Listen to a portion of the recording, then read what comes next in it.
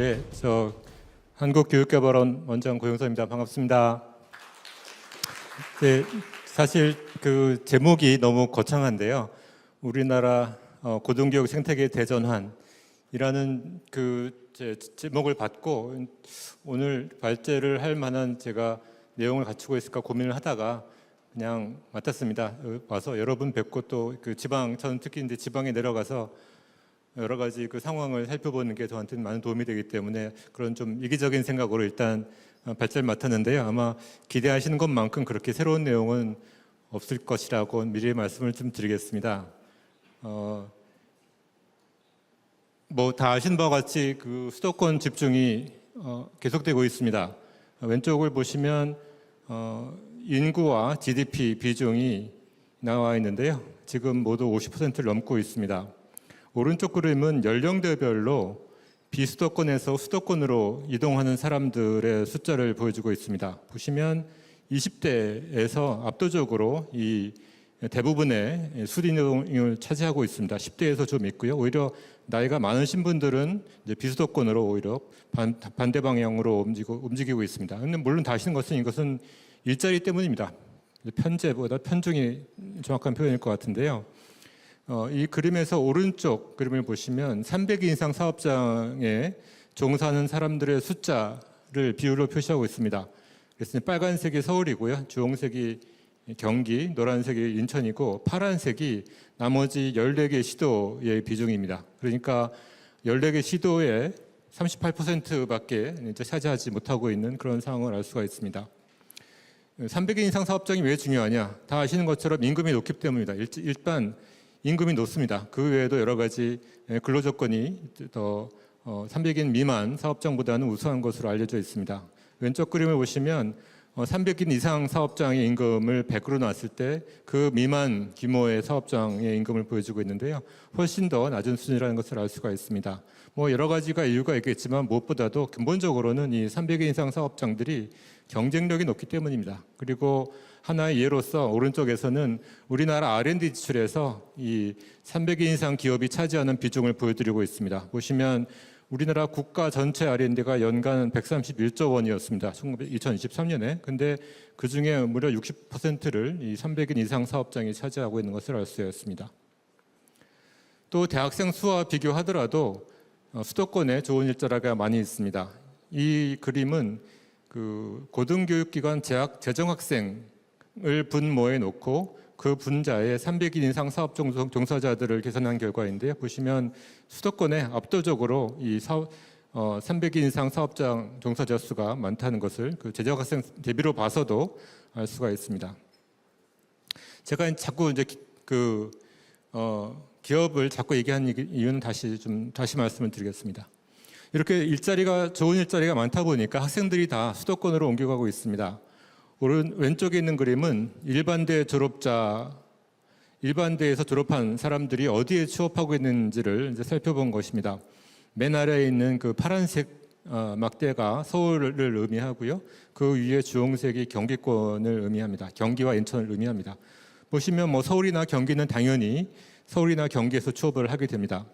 강원도하고 충청도에서도 59% 내지 65%의 졸업생들이 서울과 경기권에서 취업을 하고 있습니다. 그리고 그 외에 호남, 경북, 경남에서도 30에서 30%의 졸업생들이 서울과 경기 지역에서 일자리를 찾고 있습니다. 오른쪽 그림에서는 그 오른쪽 그림의 Y축은 이 취업자들의 수입을 보여주고 있는데요. 보시는 것처럼 예컨대 경기권에 취업한 졸업자들의 수입은 313만 원이고요. 또 서울에 취업한 사람들의 소득은 298만 원입니다. 이건 다른 지역보다 아무래도 높은 소득을 올린다는 것을 알 수가 있습니다. 이러다 보니까 당연히 이제 졸업을 하게 되면 다들 수도권으로 몰려드는 것으로 이해할 수가 있습니다. 그러면 왜 이렇게 수도권에 인구와 생산활동이 집중되는가? 그리고 지역경제 활성화를 위해서는 무엇이 필요한가에 대해서 한번 살펴볼 필요가 있겠습니다. 저는 두 가지 이유가 있다고 생각이 됩니다. 수도권 집중의 이유는 두 가지로 요약할 수가 있는데요. 첫 번째는 언번들링이라는 것입니다. 리처드 볼드윈이 이야기한 것입니다. 이 사람은 인류 역사상 두 차례의 언번들링이 있었다고 얘기를 하고 있습니다. 맨 왼쪽에 있는 것은 아주 옛날의 모습입니다. 그러니까 한 지역 내에서 생산과 소비가 모두 이루어지는 그런 상황을 얘기하고 있습니다. 예컨대 제가 어렸을 때는 아프면 그냥 동네에 있는 약국 가거나 동네에 있는 병원에 가서 치료를 받았습니다. 하지만 트랜스포테이션이라고 이제 가운데 그림에 보시면 되어 있는데, 교통이 발달하면서 이 거리가 먼 거리를 이용하기가 쉬워졌습니다. 그러다 보니까 생산과 소비가 이제 분리되는 현상이 나타나게 되었습니다. 예컨대 KTX가 생긴 다음에는 대구에 계신 분들이 대구에 있는 병원에 가지 않고 서울에 있는 대형 병원에 가는 그런 상황을 하나의 예로 들 수가 있겠습니다. 그 다음 단계는 두 번째 언번들링입니다. 이것은 생산 활동 내에서 좀 더 분화가 이루어지는 그런 상황을 얘기합니다. 이 그림에서 맨 오른쪽에서는 아이디어하고 생산을 분리해 봤는데요. 그러니까 지식산업하고 직접적인 생산 활동이 이제 분리가 되는 그런 현상을 표현을 하고 있습니다. 이것은 교통의 발달과 더불어 이제 통신 수단이 더욱 발달했기 때문입니다. 이것이 이제 국제적으로 표현을 하자면 국제 간 본업 관계가 생기는 거죠. 글로벌 밸류 체인이 생기는 것이죠. 그래서 예컨대 미국의 애플이 기본적인 디자인이나 제품 개발은 미국에서 하고 실제 생산은 중국에 가서 하는 그런 상황을 얘기할 수가 있습니다. 또 한 국가 안에서도 이런 지식산업과 그렇지 않은 산업이 지역적으로 분화되는 그런 현상도 다 언번들링의 모습이라고 볼 수가 있겠습니다. 또 하나의 수도권 집중의 또 하나의 이유는 직접 효과라고 할 수가 있겠습니다. 영어로는 어글라머레이션 이펙트라고 하는 것인데요. 이것은 지난 몇 년 전에 노벨 경제학상을 받은 폴 크루그만이 이제 제시한 이론입니다. 이것에 따르면 사람들이 모일수록 또 기업들이 모일수록 생산성이 더 높아진다는 것입니다. 생산성이 높아지는 경로는 한 세 가지 정도로 정리해 볼 수가 있습니다. 첫 번째는 레버 마켓 풀링입니다. 그래서 인구가 많을수록 기업은 원하는 근로자를 찾기 쉽고 또 반대로 근로자도 자기가 가고 싶은 기업을 찾기 쉬워지는, 그러니까 이 기업을 서로 근로자와 기업 사이 서로를 찾는 이 과정이 좀 더 효율적이 된다 하는, 쉬워진다 하는 말씀이 되겠고요. 두 번째 스페셜라이즈드 서플라이즈는 기업들끼리의 거래가 훨씬 더 효율적이고 쉽게 이루어질 수 있다는 그런 얘기가 되어 있습니다. 그리고 아마도 마지막에 제일 중요할 것 같은데요. knowledge spillover가 있습니다. 이것은 인구가 많을수록 지식과 경험의 공유가 활발해지고 또 지식과 경험의 발명 그리고 확산이 촉진된다는 이야기가 되겠습니다. 이런 것들의 결과 생산성이 향상되고 임금도 상승하고 일자리도 만들어지는 그런 현상이 나타나고 있습니다. 우리나라의 경우에도 말씀드린 교통망 확충 또 통신수단 발달 이런 것으로 인해서 언번들링이 일어나지고 또 동시에 직접 효과가 발생하면서 수도권 집중이 일어나는 것이라고 생각이 됩니다. 그러니까 교통망의 확충과 더불어서 수도권에는 고부가치 산업이 집적하고 이를 통해서 생산성이 향상되고 고임금 일자리가 창출되는 그런 현상이 나타나고 있는 것으로 이해가 됩니다. 이것은 물론 국가 전체적으로 평균적으로는 생산성을 높이는 데 기여할 수 있지만 지역의 입장에서는 상당한 어려움을 또 초래하고 있기도 합니다. 산업구조의 변화도 주목할 필요가 있습니다. 지금의 우리나라의 산업구조를 보면 제조업보다는 제가 지식서비스업이라고 여기에서 정의한 것의 비중이 적어도 일자리 측면에서는 더 많아지고 있습니다. 그래서 지식서비스업은 제가 서비스업 중에 부가가치가 높은 노동 생산성이 높은 것들을 꼽아서 포함시켰는데요. 방송통신, 정보서비스, 금융보험, 부동산, 사업서비스업 이것을 이제 포함시켰습니다. 지금 일자리 기준으로 보면 지식서비스업의 비중은 18%에 이르고 있습니다. 반면에 제조업은 16% 정도로 낮아져 있는 상황이고요. 특히 주목할 것은 이 슬라이드의 오른쪽에 있는 것처럼 서울에 이 지식서비스업이 집중적으로 분포되어 있다는 것입니다. 그리고 제가 그 지난 10년간의 성장, 지역별 성장을 회귀 분석을 해봤더니 이 지식 서비스업이 발달한 곳일수록 더 성장이 빠른 그런 결과도 얻을 수가 있었습니다. 결론적으로 말해서 지금까지 말씀드린 이런 것들을 종합해 보면 균형 발전은 굉장히 어려운 문제로 생각이 됩니다. 거의 이 오르막을 오르는 것 아니면 이 헤엄을 칠 때 물결을 거슬러서 올라가는 그런 정도의 어려움이라고 생각이 됩니다. 물론 이제 불가능한 것은 아니라고 생각이 됩니다. 우리나라가 바로 그런 사례였습니다. 이 오른쪽 그림에서는 우리나라 1인당 GRDP 순위를 전 세계의 다른 나라와 비교했을 때 100분위로 보여드린 것인데요. 우리나라는 옛날에 10개 나라 중에 거의 7등 정도에 해당한 나라였습니다. 하지만 지금은 10개의 나라 중에서 1등, 2등을 겨루고 있는데 이것은 엄청나게 특이한 현상입니다. 대부분의 나라들은 그냥 옛날에 못 살았던 나라들은 계속 못 살고 옛날에 잘 살았던 나라들은 굉장히 지금도 잘 사는 그런 모습을 보이고 있습니다. 반면에 우리나라는 못 산 나라에서 잘 산 나라로 탈바꿈을 한 것이고요. 이것을 보면 지역의 경제가 아무리 어렵다 해도 그 지역의 경제를 발전시키는 것은 불가능하지는 않다고 생각이 됩니다. 그리고 그 핵심은 친성장적인 정책을 취하느냐 아니냐에 달려 있다고 생각이 됩니다. 예컨대 기업 활동 활성화를 위한 규제, 개혁이나 인력 양성 이런 것들이 필요하고요. 또 두 번째 중요한 것은 경쟁력 중심으로 시장을 바뀌는 것을 허용해야 됩니다. 내지는 또 촉진해야 됩니다. 경쟁력 있는 기업이 몸집을 불려서 대기업으로 성장하고 세계 시장까지 진출할 수 있는 이런 환경을 조성해 줘야 됩니다. 이제 이러다 보면 분명히 정치적으로나 사회적으로 약자 보호에 대한 문제가 제기될 수가 있지만 이것은 경쟁 원칙을 훼손하지 않는 별도의 정책으로 추진해야 된다고 생각됩니다. 그리고 세 번째 중요한 것은 선택과 집중의 문제입니다. 분산 투자를 최소화하고 소위 나눠먹기를 최소화하고 직접 효과를 시원하는 이런 정책이 필요합니다. 또 다른 예는 텍사스주에서 찾을 수가 있습니다.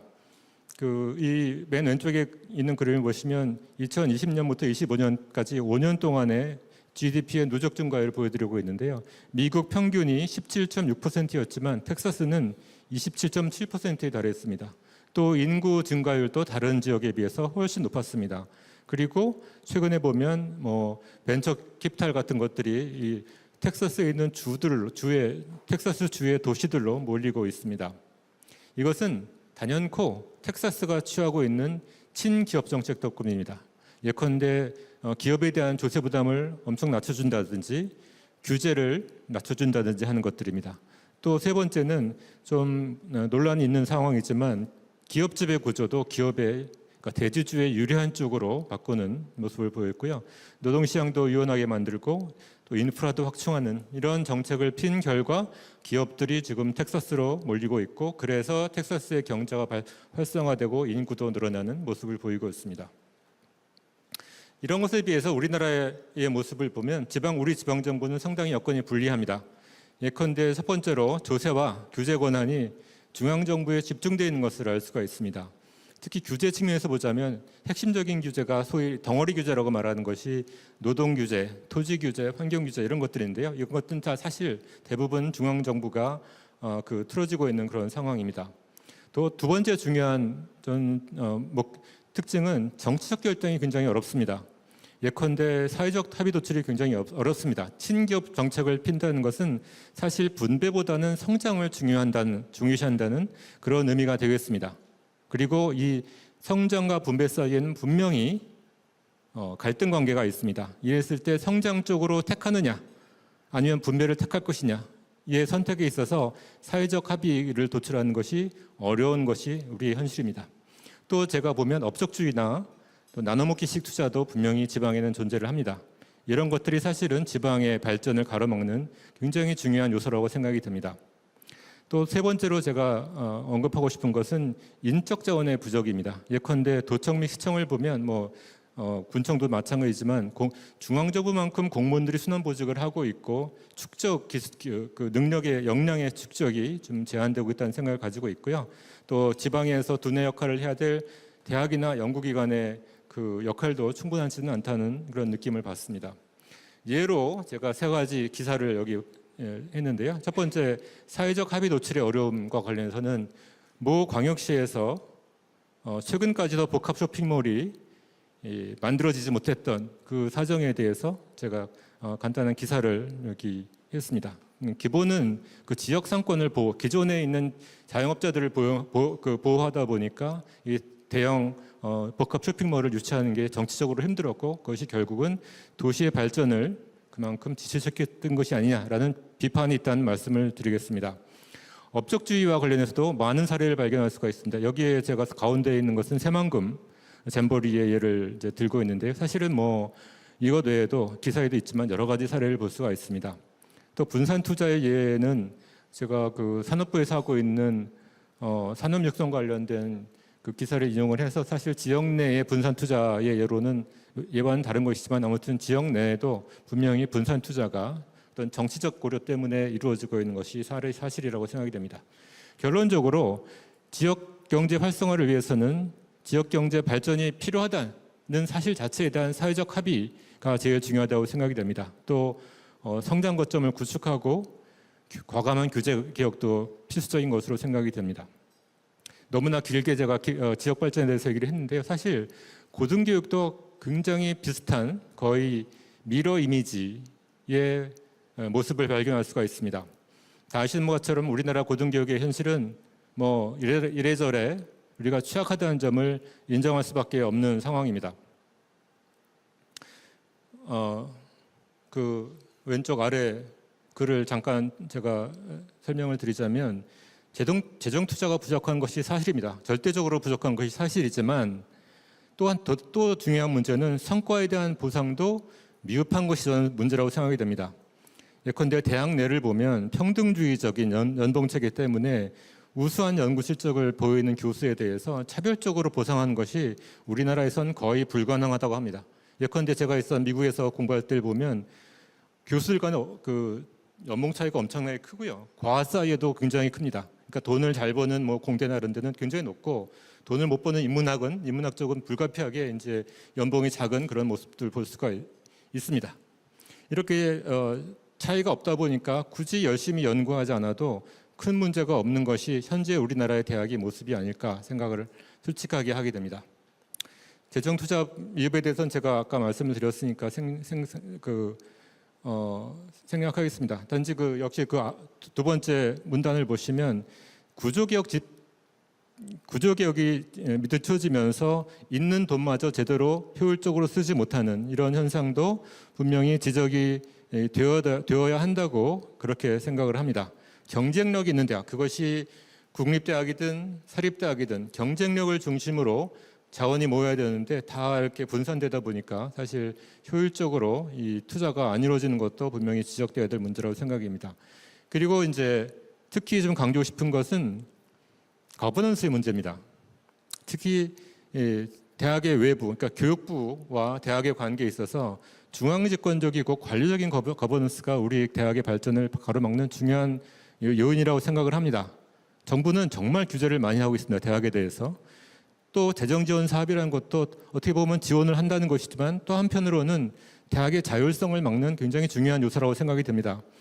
예를 들어 그 밑에 재정 지원 사업에 대해 설명을 드렸는데요. 대학이 작성한 사업 계획서를 정부가 심의하고 평가해서 이제 대상 대학을 선정하고 이런 과정을 매번 거치게 됩니다. 이러다 보니까 대학들이 핵심 역량, 그러니까 교육 역량이나 연구 역량을 기르기보다는 공모 사업을 얼마나 잘 따는가, 그 행정 능력을 기르는데 오히려 애쓰고 있지 않나 그런 생각을 하게 됩니다.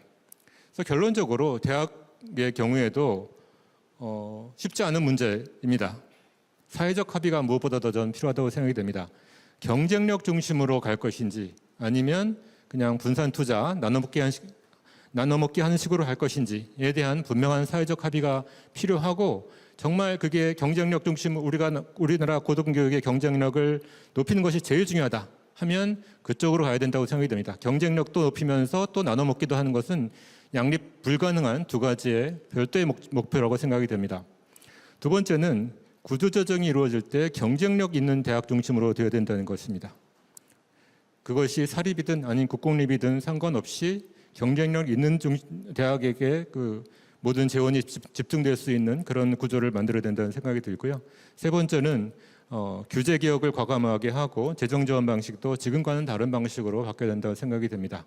그리고 마지막으로는 정부가 고등교육에 대한 투자를 지금보다는 훨씬 더 많이 해야 된다고 생각이 들고요. 또 대학도 단순히 돈을 많이 따는 것이 목적이 아니라 그것을 대학 내에서 경쟁력 중심으로 대학 내에서의 변화를 추진하는 데도 사용돼야 된다는 것이 저의 생각입니다. 아까 처음에 시작할 때 말씀드린 것처럼 다 아시는 내용일 것 같기도 하고 또 제가 굳이 또 얘기하지 않았던 부분에 대해서 언급한 것 같기도 하고 그런 생각을 매번 이런 발표를 할 때마다 드는데요. 저는 사실 온갖 정책을 다 펴봐야 소용이 없다고 생각이 됩니다. 결국은 중요한 것은 대학에서 일하시는 분들, 특히 열심히 하고 잘하신 분들이 더 잘할 수 있는 방향으로 이 시스템이 바꿔지는 것. 그러니까 외부적으로 정부가 뭘 하든 중앙정부가 뭘 하든 지방정부가 뭘 하든 그것이 하나도 중요하다고 생각하지 않습니다. 결국은 대학에 계시는 분들, 총장님과 교수님들이 어떻게 하면 더 열심히 활동을 할 수 있는가, 그런 환경을 만들어주는가, 그런 유인을 만들어주는가가 제일 중요한 문제라고 생각이 되고요. 여러 가지 사업 벌이고 여러 가지 정책을 벌여봐야 별 소용이 없다는 생각을 가지고 있습니다. 그런 방향으로 앞으로 우리 대학의 정책이 바뀌고 또 대학 내부의 어떤 운영 방식도 바뀌기를 바라는 마음에서 말씀을 드렸습니다. 감사합니다.